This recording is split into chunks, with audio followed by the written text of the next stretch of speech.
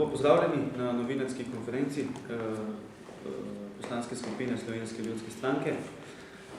Danes tekom dneva bo poslanska skupina vložila novelo zakona o Kmetijsko-gozdarski zbornici Slovenije. Mi imamo določene predlog drugačnih rešitev, ki jih bo predstavil gospod Prisečnik, gospod Jakob Prisečnik, tudi prvo podpisani bo pod ta zakon. Veste, je poslanec in predsednik odbora za kmetijstvo in gozdarstvo ter okolje v državnem zboru. Več o sami vsebini zakona in tudi kaj se razlikuje od tistih, ki so že v obravnavi oziroma v razpravi, pa več sam poslanec, gospod Prisečnik, prosim.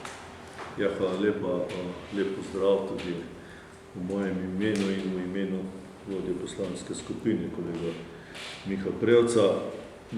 Torej, vsej ta zgodba okrog organiziranosti Kmetijsko-gozdarske zbornice je seveda zelo stara. Konec koncev je bila Kmetijsko-gozdarska zbornica organizirana že v rajnki Jugoslaviji, prej v kraljevini, prenehala z začetkom druge svetovne vojne, potem po vojni bila tudi par let na novo organizirana in ukinjena in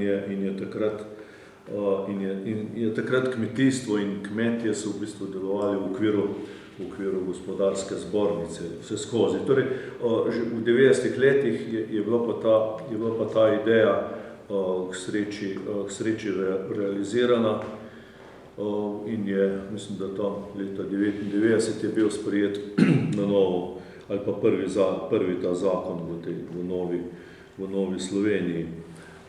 Po takratnem zakonu so bili pač člani zbornice, je bilo sorazmerno veliko število članov zbornice. Glede na to, da je bil nizek prag za vstop v obvezno članstvo zbornice in smo potem, mislim, da leta 2008 s spremembo zakona oziroma dvigom tega praga zmanjšali število članov po podatkih, ki jih imam iz približno, torej ne vem od kjere številke, ampak na približno slabih 110 tisoč je od leta 2008 naprej teh obveznih članov. Zdaj, mi smo prepričani, da je neka Kmetijsko-gozdarska zbornica nujna organizacija, ki združuje kmete, kmetijska gospodarstva, firme, ki delujejo na področju kmetijstva, gozdarstva, ribištva in tako dalje. In da ta dejavnost seveda potrebuje neko zbornično organiziranost. Je pa res, da je tudi v tej številki okrog obveznega članstva okrog 110 tisoč, slabih 110 tisoč, mnogo takih, katerih interes je glede članstva praktično minimalno ali pa ničen. In zaradi tega smo že nekaj časa imamo idejo oziroma razmišljamo o tem, da je potrebno število članov zmanjšati resnično na tiste, ki imajo resnični interes po nekem združevanju in ki imajo posledično tudi neke koristi od zborničnega sistema. Ko smo pripravljali koalicijsko pogodbo na začetku tega mandata za prejšnjo vlado, torej pred dobrim letom ali pa slabim letom pa pol, smo vnesli v koalicijsko pogodbo in to sporazumno z seveda takratno koalicijo določilo oziroma dogovor, da bomo z spremembo zakona o Kmetijsko-gozdarski zbornici število zmanjšali na to, kar sem prej rekel, na tiste, ki so po vsej verjetnosti zainteresirani za članstvo in ki imajo posledično tudi zagotovo interes, da jih neka zbornica da jih neka zbornica tudi zastopa. Zato smo pripravili zdaj predlog, moram pa reči, da je ta predlog zelo podoben predlogu, ki ga je Ministrstvo za kmetijstvo in okolje v preteklem letu že pripravilo, vendar tudi zaradi konca prejšnje koalicije oziroma sestave nove koalicije ta zakon še ni doživel uskladitve v takratni koaliciji in zaradi tega ga zdaj mi približno takega tudi vlagamo. Gre pa za to, da se sicer obdrži obvezno članstvo, vendar da je poleg kriterija, ki je do zdaj veljaven, to je katastrski dohodek, za katerega pa vemo, da se bo tudi spremenil in mi ne vemo točno zdaj, kakšna bo pot te višine katastrskega dohodka, ampak torej, da bo eno od meril katastrski dohodek, meril za obvezno članstvo katastrski dohodek, to, kar je že do zdaj, in pa poleg tega dopolnjujemo še s kriterijem vpisa v register kmetijskih gospodarstv. To pomeni, da bodo obvezni člani vsi tisti, ki imajo resnično, za katere predvidevamo, da imajo resnično interes po združevanju in po koriščenju tudi storitev zbornice. Druga pomembna novost v tem zakonu, v teh spremembah, je ta, da želimo urediti stabilnejše financiranje zbornice. Torej, članarina je samo del prihodkov zbornice. Večina nalog se financira iz državnega proračuna, svetovalna služba in tako dalje, iz državnega proračuna in glede na program, ki ga pripravi zbornica.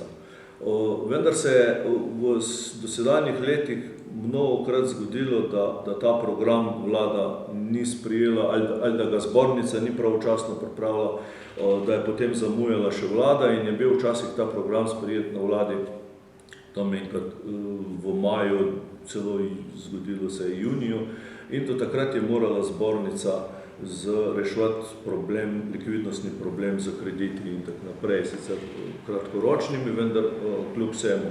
Mi predvidevamo, da se vključi zbornica pri tem financiranju javnih nalog v 12. v primeru, da program na vladi še ni potrjen. Enako kot se po 12.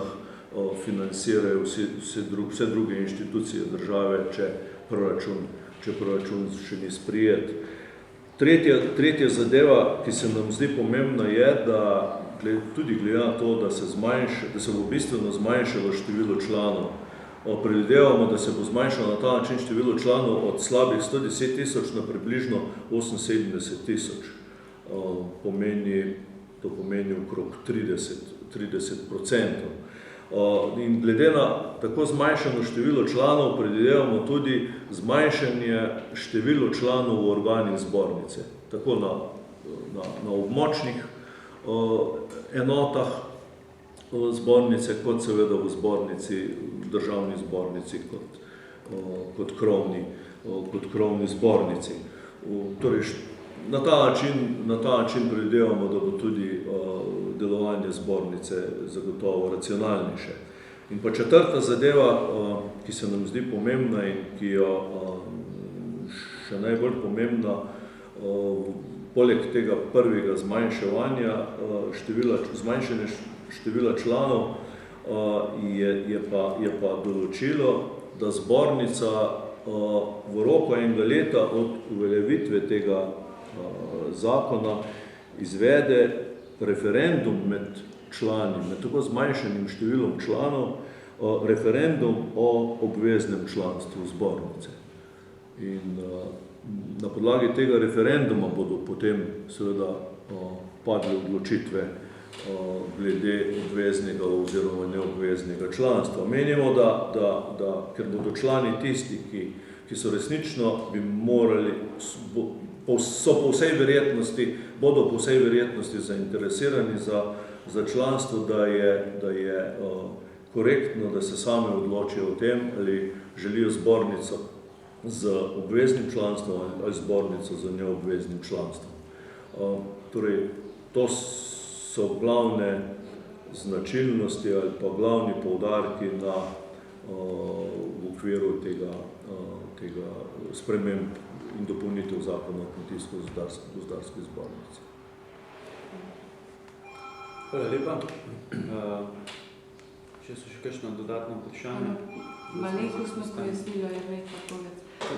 Zdaj ste rekli, da predvidevate, da bo po 12 financirano, kolikor ne bo sprejet proračun ali program.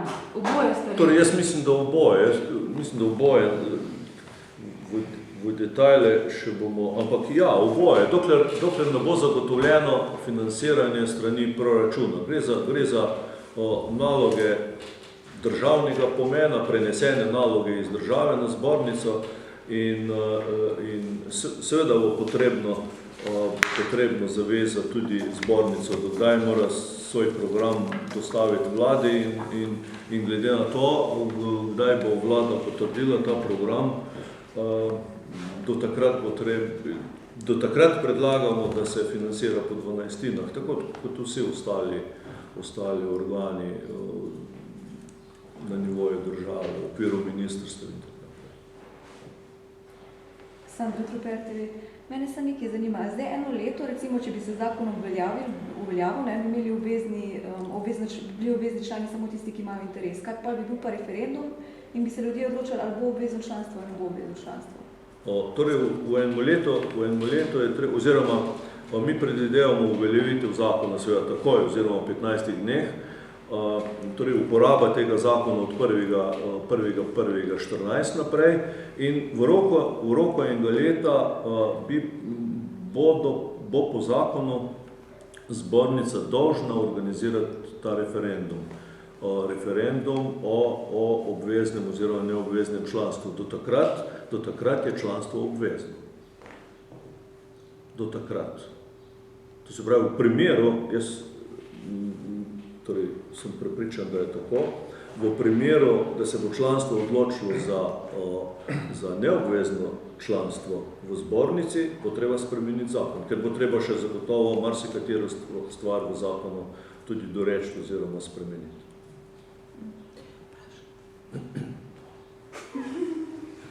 Mene se zanima, že NSI je napovedala, da pričakuje kar široko podporo, pa me zanima, kakšno podporo, katerih stranih pričakujete pri tem mnenju.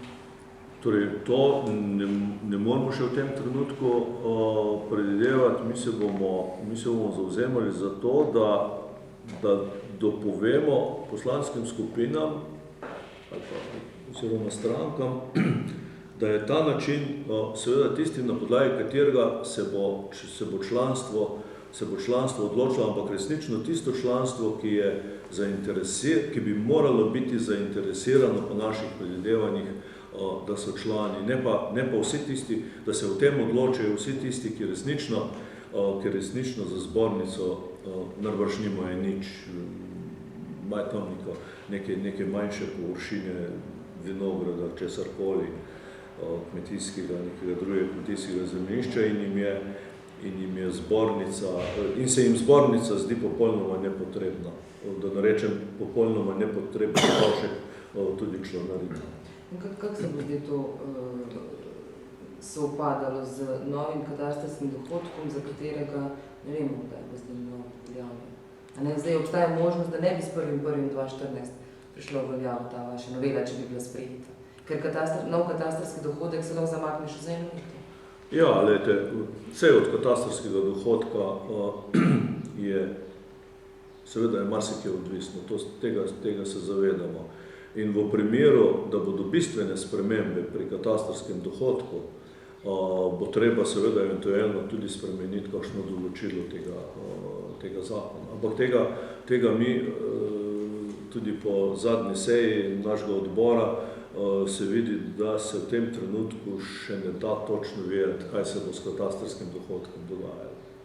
A bi potem ta novela predvidevala, da se izračuna, oziroma da se to članstvo zniža glede na sedanji katastarski dohodek, ali boste čakali na nov katastarski dohodek? To me bo. Če ne bo bistvenih sprememb v katastarskem dohodku, potem ni ovire, da se na sedanji katastarski dohodek izračuna. V primeru, da bodo pa bistvene spremembe, potem je pa seveda korektno, da pride do sprememb, mogoče že v času obravnave tega zakona. Lahko še to pojasnite? Kriterij glavni je, da so upisani v katastar kmetijskih registr gospodarstv kmetijskih, potem se pa višina članarine računa na katastarski dohodek. Torej oba kriterija in ta kriterij, ki je zdaj, višina katastarskega dohodka plus register. Oba kriterije je potrebno izpolniti. Zračuna se pa na katastarski dohodek, ja, članarina. Ampak mi se v članarine sploh ne spreminjamo, ker je enkrat se že spreminjal katastarski dohodek, pred leti se spomnite, pa je bila tudi članarina spreminjana in tako naprej. Ampak tega tudi zaradi tega, ker ne vemo, kaj se bo dogajalo v naslednjih mesecih ali pa letih, mogoče pa se vem, od tega višino članarine in pa članstvo glede na katastarski dohodek ne spreminjamo. Vprašanje za Robert Peklaj, Zelena dežela. Ali zakon predvideva tudi način financiranja tega referenduma ali čigavo breme bo izvedba tega referenduma med novimi člani? Po drugič pa še vprašanje z zmanjšanjem števila članov za približno 30%, se bo zmanjšalo tudi število predstavnikov, kot ste rekli, v organih. Ja. To je avtomatično, da pač tisti, ki niso več člani, ne bojo več člani tudi v teh organih. Je treba potem zmanjšati obvezno število članov ali je treba nadomestne volitve za te člane izvedati? Ali je to predvideno? Torej, mi predvidevamo zmanjšanje število članov v organih, če je zdaj, ne vem, mislim, da je tam od 7 do 11 ali pa od 9 do 15, pa je zdaj od 7 do 11 ali pa različno, ker so tudi različno velike močne enote in tako naprej. Ne vem, na pamet, koliko je že predvideno za zbornico, krovno število članov in tako naprej. Ampak zdaj je, mislim, okrog 40. 56 članov sveta, ja. Jaz se do zdaj nisem s kmetijstvom nič ukvarjal. Tako da ne boste našli na kakšni zadevi, ampak ja, jaz predvidevam, da je to strošek seveda zbornice. To ni tako. Predvidevam, da to ni tak strošek, kot je za, ne vem, referendum, splošni referendum v Sloveniji ali pa volitve. Jaz imam podatke za volitve zadnje, je strošek 250 do 300 tisoč evrov. Zaradi načina izvedbe volitev, ki predvidevajo. Ampak referendum je sigurno bistveno enostavno. Od načina izvedbe. Se ga da racionalno izvesti. Zakaj se vam zdi referendum še pomemben? Ta zdaj, ne? Zakaj ste to dodali še? Torej, mi smo ga dodali zaradi tega, ker je naše mišljenje, da se naj članstvo odloči, ampak resnično tisto članstvo, za katere predvidevamo, da so zainteresirani, da so člani. Zaradi tega zmanjšujemo število članov, oziroma zmanjšujemo ali pa povečujemo ta prag vstopa, in pa da se ti člani sami odločijo, želijo zbornični sistem ali ne. Prosim. Da ne odloča politika o tem, tako v nekaterih drugih primerih. To sem hotel reči. Naprimer, pri gospodarski zbornici je odločila kar politika. Državni zbor na predlog vlade je sprejel zakon o neobveznem članstvu v gospodarski zbornici, je bila zadeva končana.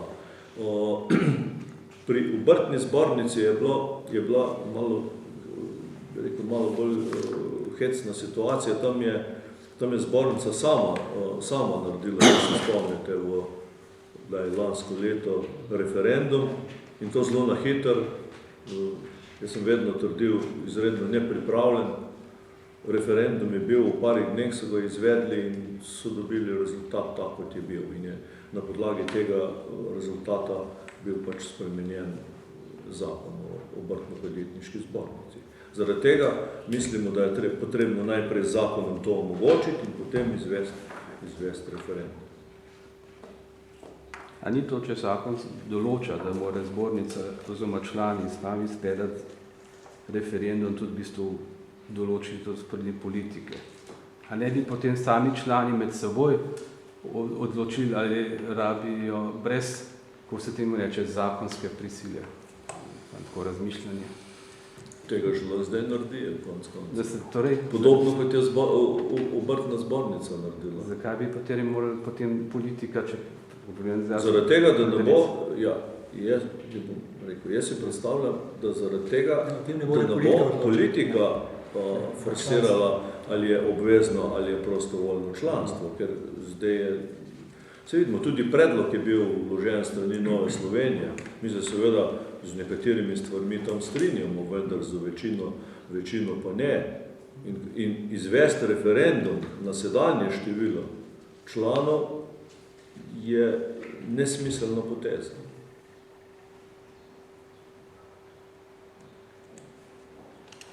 Ker bi verjetno o izidu referenduma odločali tisti, ki dejansko nimajo nobenih posebnih koristi od kmetijsko-gozdarske zbornice. Ampak bojo dejansko odločali tisti, ki dosegajo te kriterije in dejansko od kmetijsko-gozdarske zbornice imajo koristi. In bo verjetno rezultat drugačen. Pa vi pričakujete, da se bojo tudi tisti ostanek teh 78,000 članov odločilo večinoma za obvezno članstvo ali za prostovoljno? Kaj vi predvidevate? Ne vemo. Ne vem, jaz nič ne pričakujem.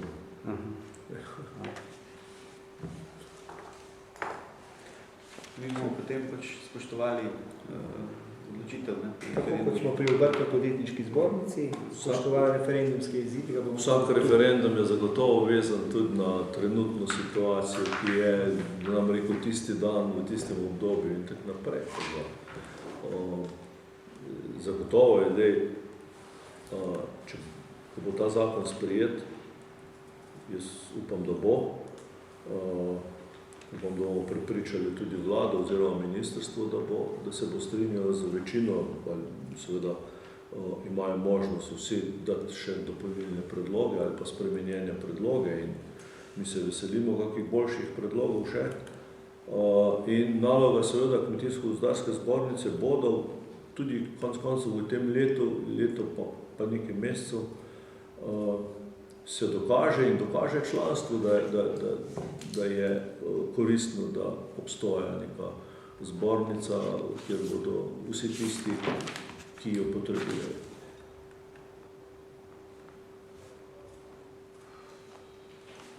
Hvala lepa. Še kakšno vprašanje? Sicer se vam zahvaljujemo za pozornost in tudi lep dan. Hvala lepa.